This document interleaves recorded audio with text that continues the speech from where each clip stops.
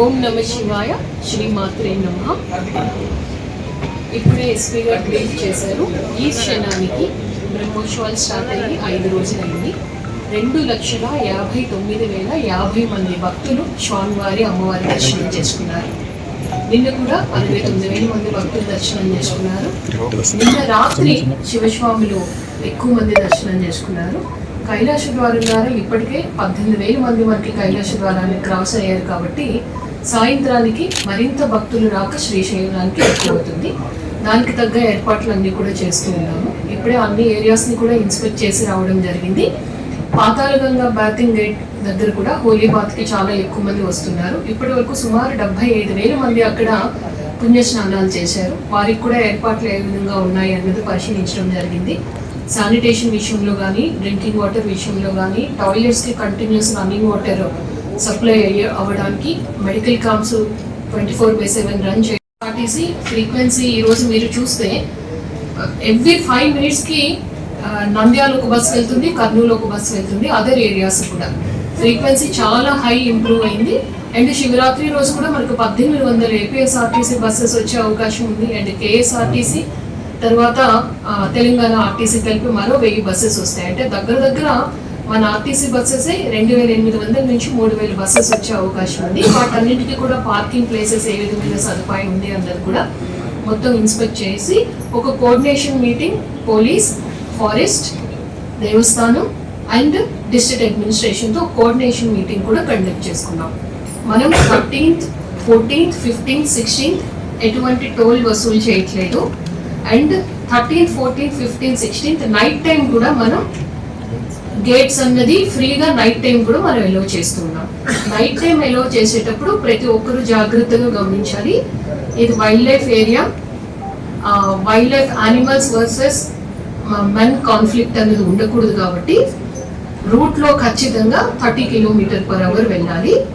And 5 vehicles, 10 vehicles కాన్వాయ్గా పంపిస్తాం. Single vehicle కాకుండా 5 vehicles, 10 vehicles, అందులో అన్ని వెహికల్స్ కలిసి వెళ్ళేటట్టు ఒక పబ్లిక్ ట్రాన్స్పోర్ట్, అందులో ఒక ఏపీఎస్ఆర్టీసీ బస్ కూడా ఉండేటట్టు ఆ విధంగా చూసుకొని మేము ఫెసిలిటేట్ చేస్తాం. ఖచ్చితంగా సహకరించగలరు. నైట్ జర్నీ కూడా జాగ్రత్తగా చేయండి.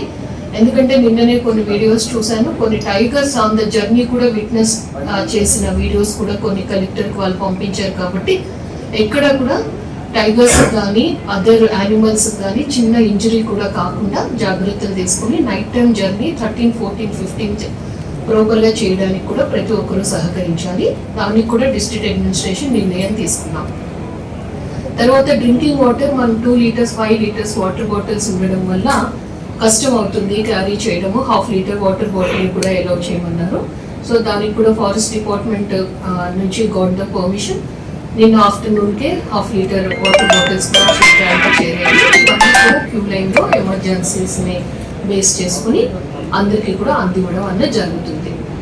ఈ కేర్ కూడా తీసుకున్నాం. మీరు క్యూ లైన్స్లో గమనిస్తే చిన్నపిల్లలందరికీ మిల్క్ అండ్ బిస్కెట్స్ కూడా అందిస్తున్నాం, వాటర్ అందిస్తున్నాం. టాయిలెట్స్ కంటిన్యూస్గా శానిటేషన్ ప్రాపర్గా ఉండేటట్టు చూస్తున్నాం. అడిషనల్ షేడ్ వేస్తాము.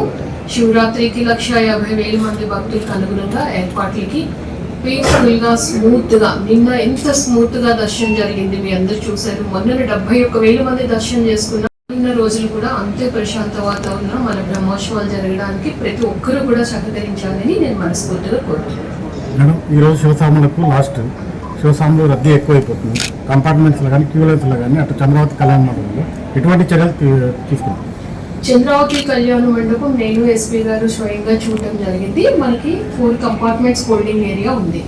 శివస్వాములు ఎక్కువ అవుతున్నారు కాబట్టి మీరు చూస్తే శివాజీ స్ఫూర్తి కేంద్ర ఆపోజిట్ అడిషనల్ హోల్డింగ్ ఏరియా అన్నది మనం పెట్టడం జరిగింది. ప్రాపర్ అరేంజ్మెంట్స్ చేసాము. అక్కడ కూడా డ్రింకింగ్ వాటర్, ఫుడ్ అరేంజ్ చేసాము. కానీ మనం ఎవ్రీ 2 hours స్లాట్ వాళ్ళకి ఇస్తున్నాము. 2 hours స్లాట్ ముందుగానే మనం హోల్డింగ్ ఏరియాని ఇన్ఫార్మ్ చేస్తున్నాం. మీ కంపార్ట్మెంట్కి ఏ టైంకి స్లాట్ వస్తుంది ఆ స్లాట్కి ప్రిపేర్ అవ్వండి. అంతవరకు కూడా ఆరాంగా మీరు అక్కడ సేద తీరండి అని చెప్తున్నాం.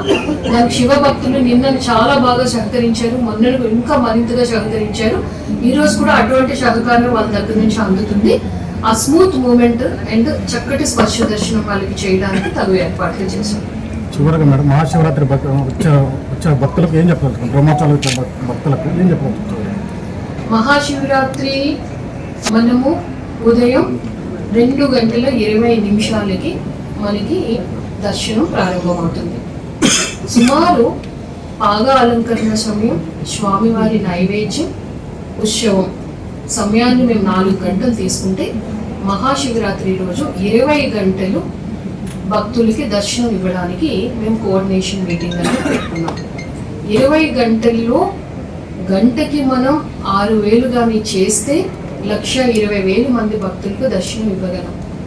భక్తులు గంటకి 6,000 నుంచి 7,000 చేయిస్తే మనం 1,40,000 మందికి ఇవ్వగలం.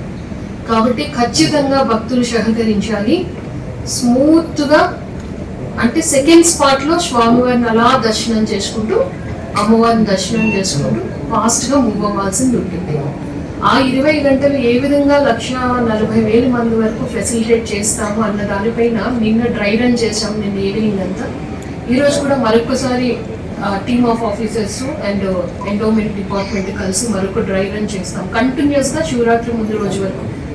12th, 13th, 14th dry run చేసి 1,40,000 to 1,50,000 ఫెసిలిటేట్ చేయడానికి. అంటే 4 లైన్స్ రన్ అవుతూ ఉంటాయి. 4 లైన్స్ స్మూత్ గా రన్ అవుతున్నప్పుడు ఎవరికి కూడా స్వామివారు కనపడలేదన్న మాట రాకూడదు, అమ్మవారు కనపడలేదని మాట రాకూడదు. కాబట్టి ఈచ్ క్యూ లైన్ ఎంత హైట్ లో ఉండాలి ఏంటి అనేది కూడా చాలా జాగ్రత్తలు తీసుకుంటున్నా. సక్సెస్ఫుల్ గా కండక్ట్ చేయగలము, అందరి సమన్వయంతో సక్సెస్ఫుల్ గా కండక్ట్ చేయగలమని కాన్ఫిడెంట్ గా ఉన్నాం. మహాశివరాత్రికి ముఖ్యమంత్రి గారు ఏమైనా వచ్చే అవకాశం ఉందా? ఈరోజు మనకి రాష్ట్ర ప్రభుత్వం తరఫున పట్టు వస్త్రాలు సమర్పిస్తారు గౌరవ దేవాదాయ శాఖ మంత్రి వారు. అది సాయంత్రం 5:30 గంటలకి క్షేత్రంలో జరుగుతుంది. మొబైల్ నెట్వర్క్ సిగ్నల్స్ ప్రాబ్లమ్స్ అధికంగా ఉంది. ఇప్పుడు టీమ్స్ అందరితో కూడా రివ్యూ తీసుకున్నాము. మనకి బిఎస్ఎన్ఎల్ నుంచి 16 టవర్స్ పెట్టించాము. ఇప్పుడు బిఎస్ఎన్ఎల్ సిగ్నల్ అందరికీ కూడా ప్రాపర్గా అందుబాటులో ఉంది. అన్ని టవర్స్కి సిగ్నల్ స్ట్రెంగ్త్ రావాలి అంటే ఫైబర్ నెట్ అనేది కరెక్ట్గా ఉండాలి. ఫైబర్ నెట్ టీమ్ వాళ్ళ సిగ్నల్ జోన్, వాళ్ళ సబ్ స్టేషన్ని కూడా చూడడం జరిగింది. టీం అంతా కూడా రెడీగా ఉన్నారు. ఇప్పుడు మేము ఒకసారి టెస్ట్ చేస్తే ఇక్కడ వీక్ సిగ్నల్స్ జియో ఉన్నాయి. జియో మనం అడిషనల్ కౌట్ అవర్స్ అనేది పెట్టిస్తూ ఉన్నాము. అది మధ్యాహ్నం 2 గంటలకల్లా అయిపోతుంది. ఆల్రెడీ టీం నంద్యాల నుంచి స్టార్ట్ అయ్యారు. నిన్న 1 నిమిషానికి ఎన్ని ఫోన్ కాల్స్ వెళ్ళినాయి అని చెక్ చేస్తే 25,000 ఫోన్ కాల్స్ 1 నిమిషానికి జియో టవర్ ఒక టవర్ నుంచి వెళ్తూ ఉన్నాయి.